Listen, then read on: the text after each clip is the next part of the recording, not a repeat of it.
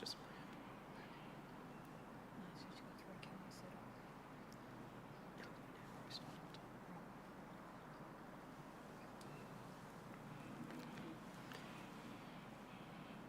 Good evening, visitors. Welcome to the Australian War Memorial's last post ceremony. My name is Nathan Boyd, and joining us today from the Australian Army is Corporal Jeanette McKay. We warmly welcome the family of Trooper Ernest McKay, whose story will be told shortly. We're also honoured to welcome the delegation representing the Australian War Widows National Council.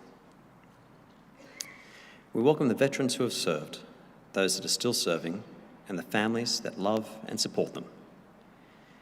We acknowledge the members of RSL and Services Clubs Association, RSL Victoria and RSL Queensland, who are watching the broadcast of this ceremony across Australia. During this evening's ceremony, wreaths will be laid at the base of the pool of reflection by family and visitors to the memorial. If you're able, please stand and join in singing the National Anthem.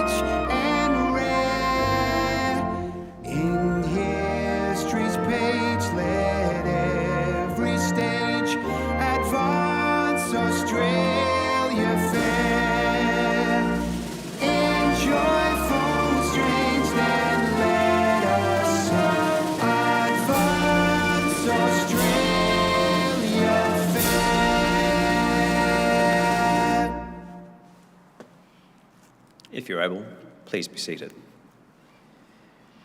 The Australian War Memorial was a vision of Charles Bean, Australia's First World War official historian.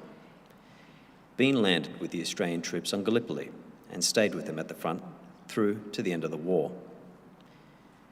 The idea of this national memorial and museum came to him at Pozières, France, in the depths of the bloody fighting of 1916. Bean's idea was that this would be a place where family and friends could mourn loved ones buried in faraway places. It would also be a place that could help all Australians understand what these men and women had endured and what they had done for us. Bean's vision, to which we remain true, is best expressed as inscribed in the entrance to the memorial's galleries. Here is their spirit in the heart of the land they loved, and here we guard the record which they themselves made. Tonight, we will read the story behind just one of those on the Roll of Honour, which lists the names of more than 102,000 men and women who gave their lives for us on operation, in war and on operation for more than a century. But first, we present a lament, Flowers of the Forest. Wreaths or floral tributes will be laid at the base of the pool of reflection.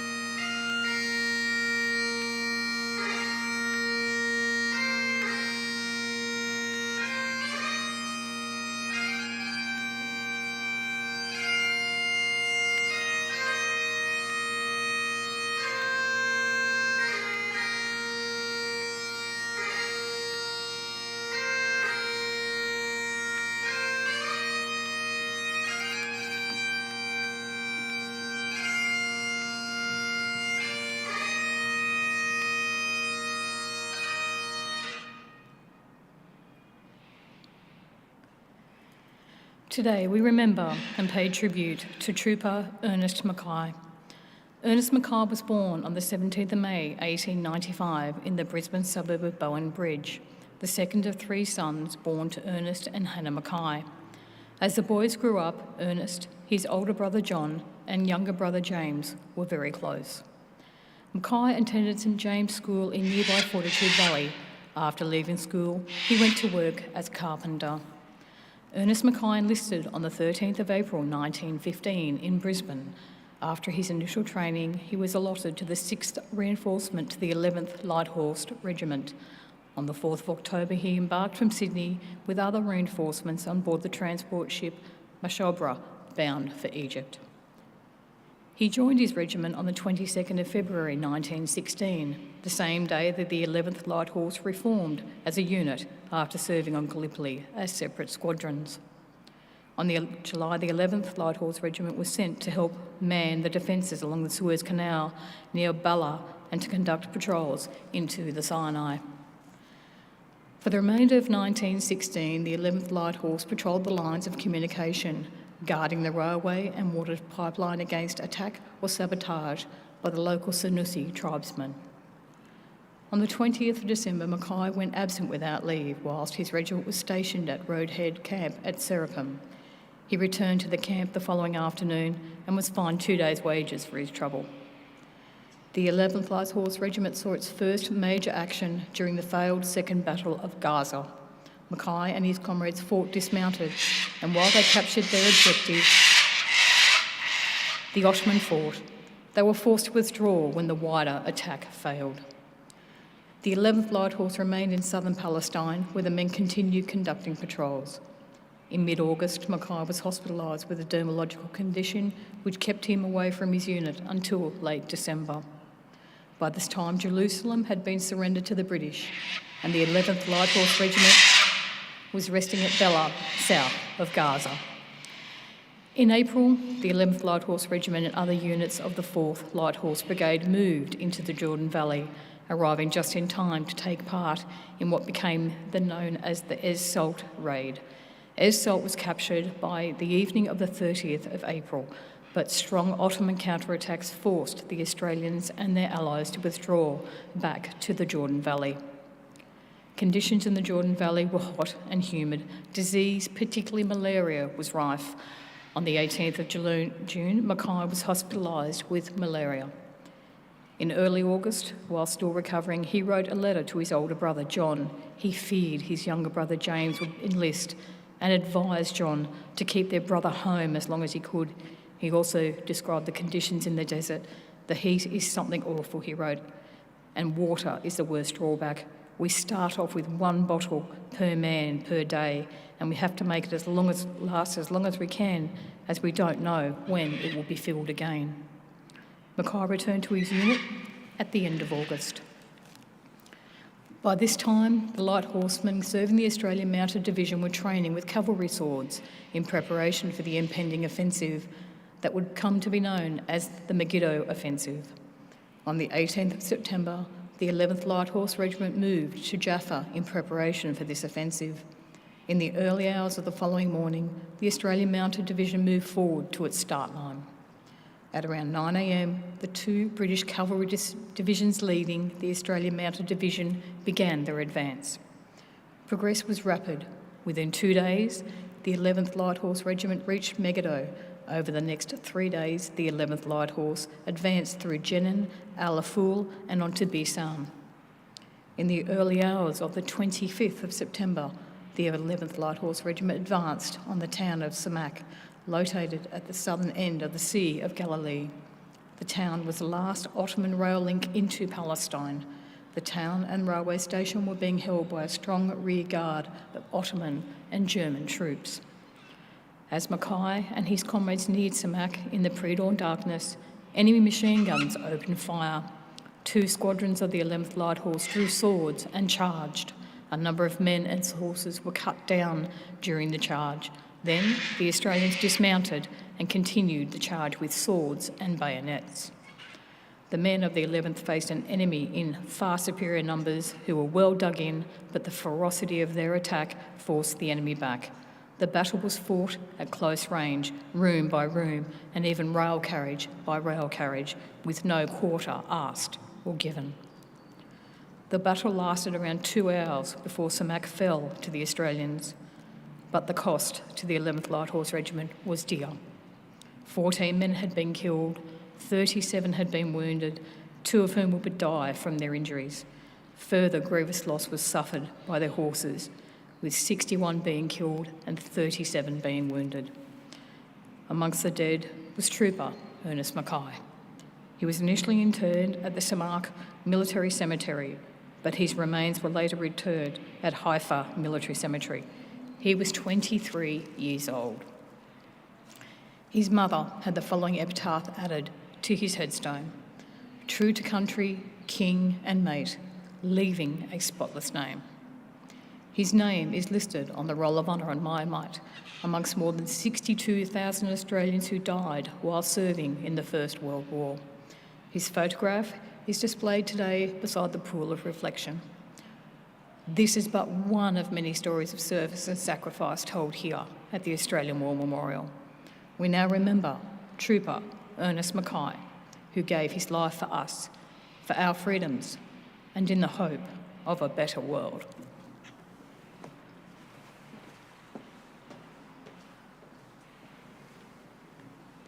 Please stand for the reading of the ode and the sounding of the last post.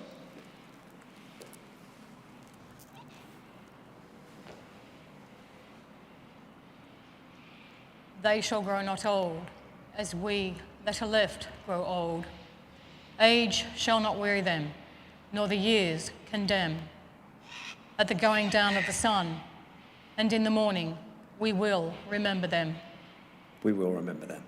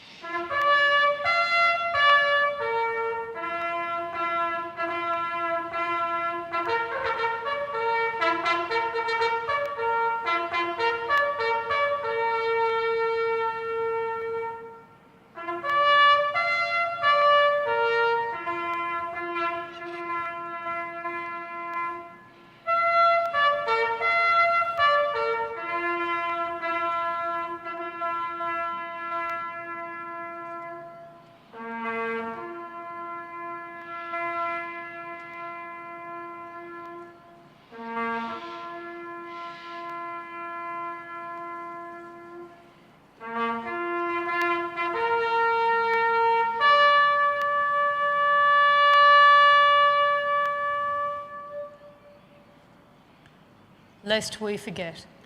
Lest we forget.